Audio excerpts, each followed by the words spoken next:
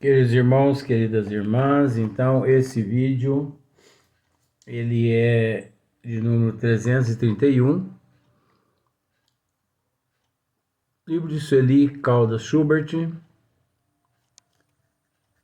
Obsessão, Desobsessão, e o tema agora é a desobsessão. Eu acho que eu pronunciei no vídeo anterior a obsessão, né? Não, é a desobsessão. Então, um trechinho de André Luiz que Sueli buscou, psicografia de Chico Xavier, Valdo Vieira, Desobsessão, André Luiz, né? André Luiz e através de Chico Xavier e Valdo Vieira. Então, André Luiz diz assim: a desobsessão vige desse modo por remédio moral específico. A desobsessão. Mas vejamos bem, não é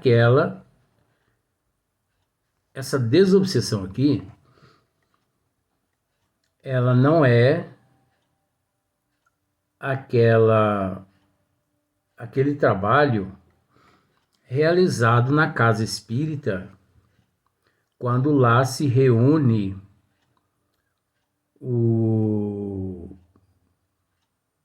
os médiuns no trabalho mediúnico de desobsessão.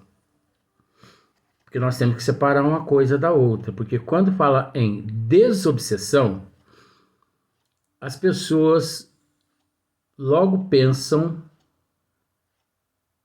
naqueles trabalhos mediúnicos de desobsessão que há nas casas espíritas. E não é só aquele lá, porque aquele lá é uma parte do processo desobsessivo. Então vejamos, aquele lá, eu vou tornar a repetir, aquele trabalho realizado na casa espírita, na reunião mediúnica de desobsessão, reunião mediúnica de desobsessão, é apenas uma parte do processo desobsessivo.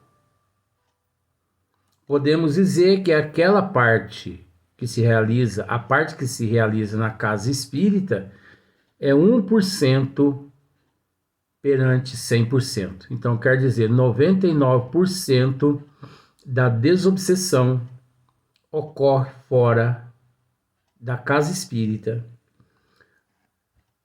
se dá em casa, como nós já dissemos em vídeos anteriores, os trabalhos de desobsessão pode ser realizado em casa, na rua, no trabalho, na fila de banco, onde quer que nos encontremos.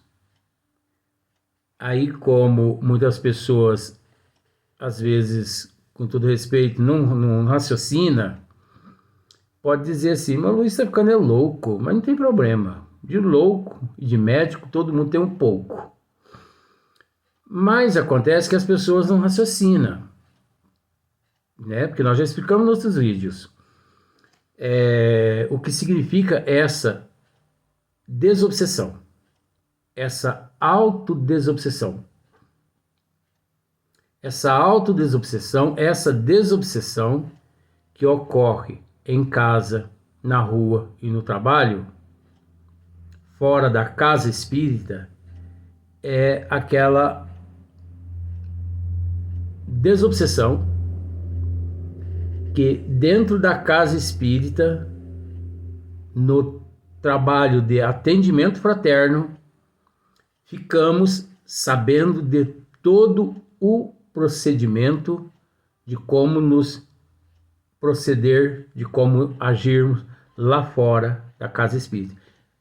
A desobsessão fora da casa espírita resume-se na mudança de hábito de comportamento. É a transformação moral do obsidiado. O obsidiado, ele buscando a transformação moral, a reforma íntima, ele auxilia o seu obsessor.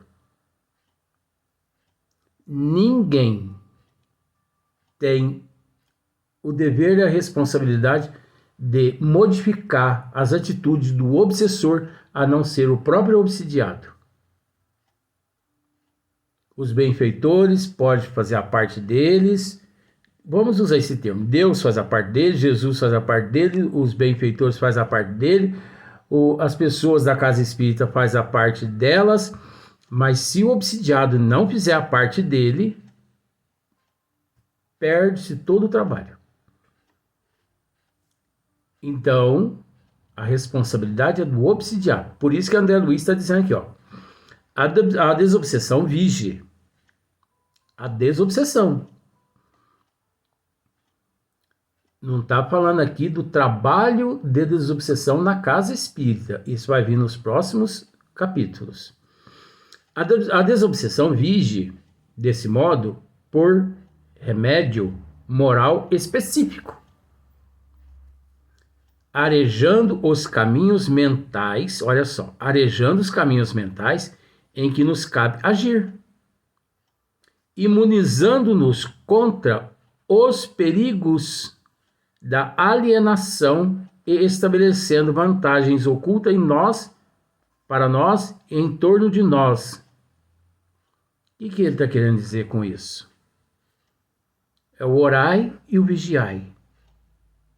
O obsidiado, e independente de não obsidiado, todos nós devemos orar e vigiar. É o melhor antídoto. É lógico que quem ora, quem vigia, ele também encontra-se em reforma íntima, em reforma moral, constantemente. Porque não se logra êxito na oração e no policiamento dos pensamentos aquele que não trabalha com seriedade, com responsabilidade, com compromisso. Então a seriedade, o compromisso, a responsabilidade é tudo.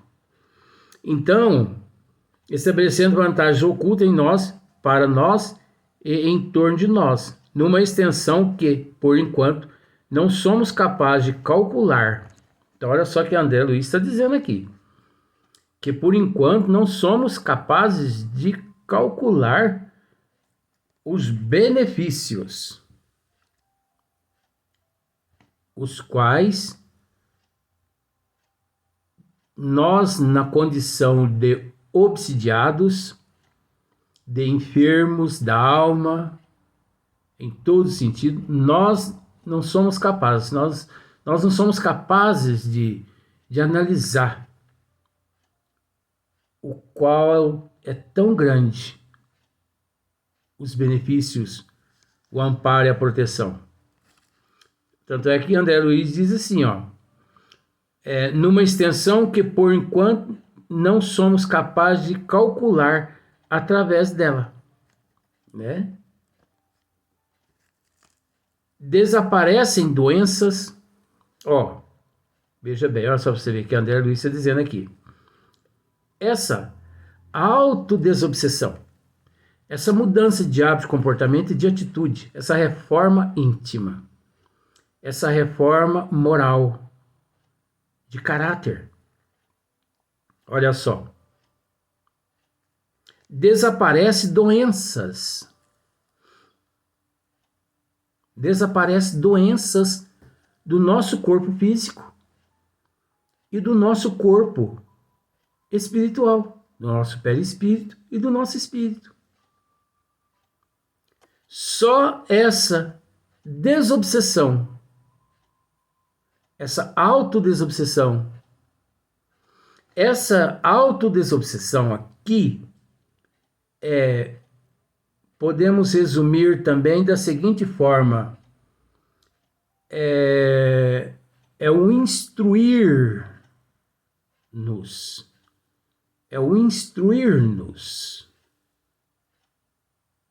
Conforme nós nos instruímos, nós aprendemos a lidar com as situações. Conforme nós amealhamos conhecimento, nós aprendemos a lidar com as situações. Então, por exemplo, vamos dizer assim: o obsidiado que tem conhecimento dos desígnios de Deus, não é que ele sofre menos ataque do obsessor ou das trevas. Não é. Ele recebe a mesma proporção de ataque que o outro, que não tem conhecimento. Só que a diferença é que o conhecimento o capacita. O conhecimento amealhado o fortalece. O conhecimento amealhado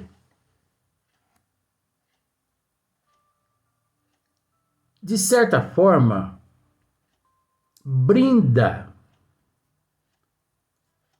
o indivíduo. Ele se brinda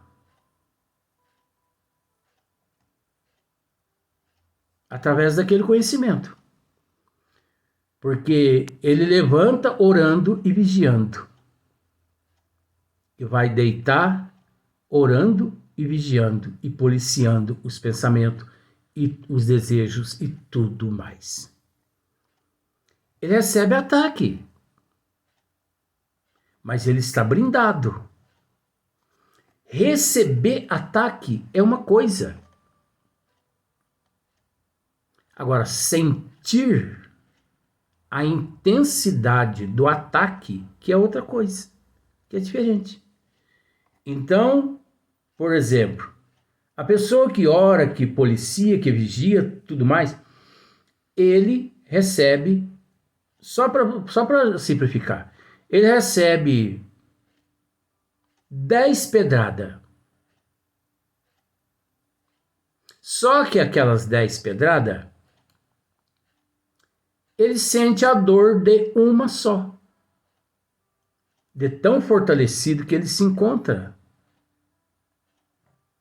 De tão brindado que ele se encontra, resignado, agindo com paciência, com humildade, com aceitação, que ele não vê naquelas 10 pedradas injustiça de Deus. Ele não vê a injustiça de Deus. Ele ainda agradece a Deus. Então, reduz ele mesmo, através daquele comportamento, daquela atitude dele, de humilde e tudo mais, graças àquele conhecimento amealhado, ele mesmo não sente aquela dor intensa das 10 pedradas, reduzindo para uma pedrada só. Diferente daquele que não tem conhecimento, que ele recebe 10 pedradas, ele sente as dores das 10 pedradas. Por causa da falta de conhecimento dos desígnios das leis de Deus, que, por falta desse conhecimento, ele acha que ele não merece passar por aquilo ali, que ele está sendo punido por Deus, que ele está sendo condenado por Deus, que o que estão fazendo com ele é uma injustiça, que vê lá, eu sou uma pessoa boníssima, eu não faço mal a ninguém. Quem somos nós para dizer que a pessoa faz mal? O problema não é nós julgarmos a pessoa. O problema está na consciência da pessoa que auto se julga. Porque o problema está na consciência.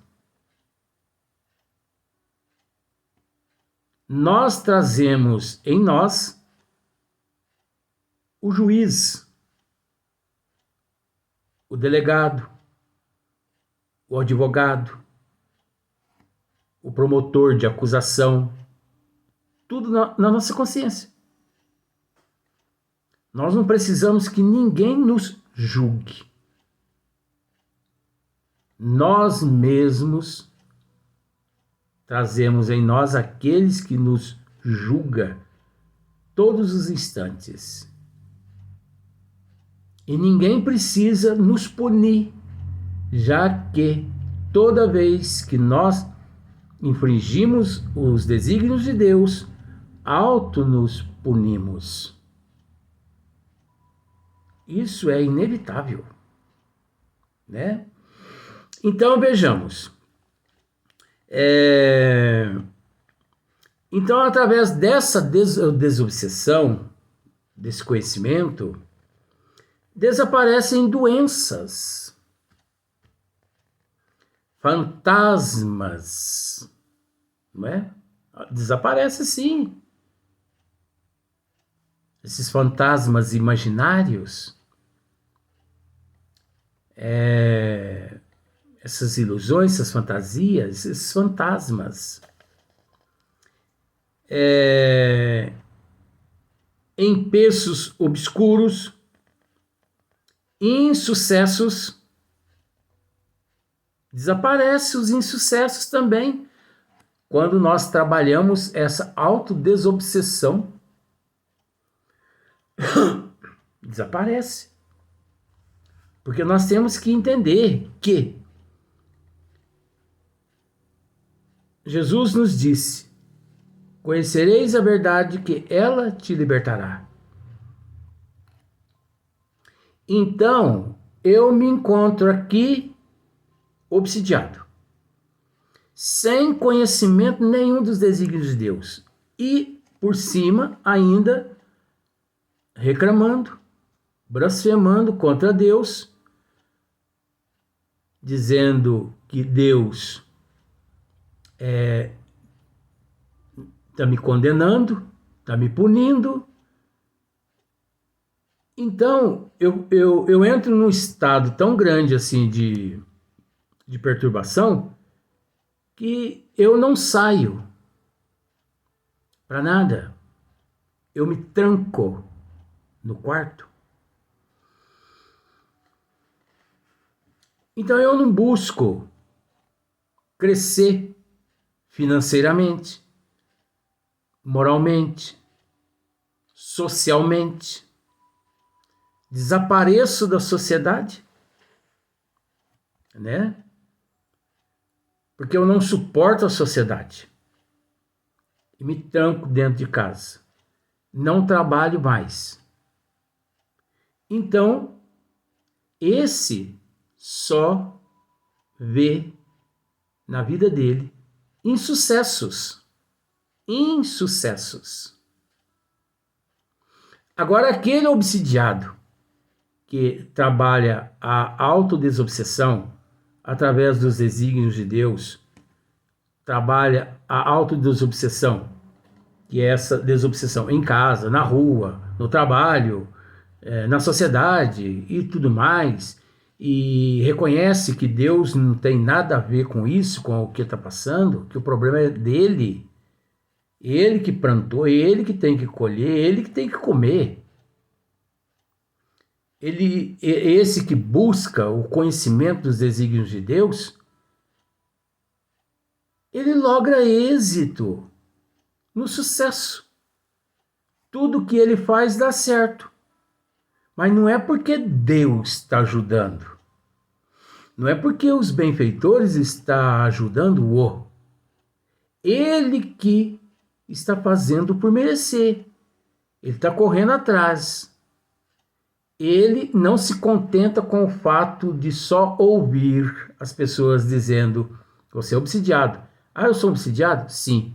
Pois eu vou procurar saber o que significa obsidiado. Ele procura uma casa espírita, o atendente fraterno lhe esclarece, aí fala assim: ah, é? Então tá. Agora eu vou começar essa autodesobsessão em casa, atendente fraterno. Na rua, né? No trabalho, na sociedade. Eu vou correr atrás, eu não vou ficar preso às tramas de obsessores, não. De obsessor, não. Eu vou correr atrás. Oh, se o obsessor quiser, que venha atrás de mim. Mas eu não vou ficar empacado por causa de obsessor, não. Então, tá vendo só? Aí a gente pensa que é Deus que dá o trabalho. Deus que dá a casa. Deus que dá carro, né? Deus que dá iate. Deus que dá o paraíso. Deus que dá um terreninho no céu. Deus que arrebata o corpo com a alma e leva para o céu. Deus que põe o indivíduo no inferno. Não. O Deus da inteligência suprema, causa primeiro todas as coisas, ele não age dessa forma, não. O próprio indivíduo é quem age dessa forma. Nós não podemos esquecer que nós trazemos dentro de nós, do nosso eu, tanto o céu mitológico, vamos pensar por esse lado, quanto o inferno. O inferno encontra-se dentro do nosso eu toda vez que não obedecemos os desígnios do Pai. Aí o inferno está aqui na nossa consciência. Toda vez que nós atendemos os desígnios do Pai, vamos de encontro ao céu. Mitológico, no bom sentido, com todo respeito. Na nossa consciência. Então, quem pratica o bem, age no bem e deseja o bem, dorme em paz. Ele não sofre de insônia. Ele não tem angústia, melancolia, essas coisas todas aí, né? Por mais que isso é relativo, mas nós temos que usar dessa forma para poder separar uma coisa da outra, né? Porque é preciso raciocinar. Então, você percebe o quanto o conhecimento ele leva a pessoa até a superar os insucessos, além de obtermos com o seu apoio espiritual mais amplos horizontes ao entendimento da vida e recursos morais inapreciáveis para agir diante do próximo com desapego e compreensão. Tá vendo só? É um resumo do que nós acabamos de dizer. Olha só. Pelos horizontes ao entendimento da vida e recursos morais inapreciáveis para agir diante do próximo, com desapego e compreensão. Essa desobsessão que nós promovemos fora da casa espírita. Mas é preciso ir na casa espírita séria, procurar o atendimento fraterno sério, e ali receber orientações sérias, e também a pessoa obsidiada fazer por onde? De buscar fluidoterapia na casa, buscar água fluidificada, os trabalhos que são realizados na casa, enfim, os trabalhos terapêuticos na casa. Então ele aprende, que ele descobre ali, aprende no atendimento fraterno que ele deve praticar a desobsessão em casa, na rua, no trabalho. Então, em casa, a desobsessão em casa é aceitar a família como ela suportar, ter paciência, resignação, aceitação com todo mundo em casa, na rua também. Então, você entendeu todo esse? É esse trabalho íntimo. Essa desobsessão íntima, fora da casa espírita. Por isso que nós dissemos que 1% da desobsessão é realizada no trabalho mediúnico de desobsessão na casa espírita. Nós estamos batendo nessa tecla já há muitos vídeos, procurando conscientizar-se as pessoas, justamente para que ela não confunda uma coisa com a outra. Porque, como já dissemos, quando a pessoa ouve alguém dizendo assim, lá naquela casa realiza-se trabalho de desobsessão. Então a pessoa pensa que desobsessão é só ela ir à casa espírita e em um trabalho só eles realizam ali, os obsessores comunicam, pede perdão e pronto, está resolvido, e ela sai e vai viver a vida dela do jeito que ela sempre quis. Orgia, prostituição, na contramão dos desígnios de Deus e pronto. É aquelas pessoas que transferem a responsabilidade para o ombro dos integrantes da casa espírita. Mas a gente sabe, né, que essa casa espírita que age desse jeito não é uma casa espírita séria, né? Porque a casa espírita séria, já lá no atendimento fraterno, o atendente fraterno já barra essas pessoas. Por isso que o atendimento fraterno é muito importante numa casa espírita. Agora, até o próximo vídeo, no outro dia.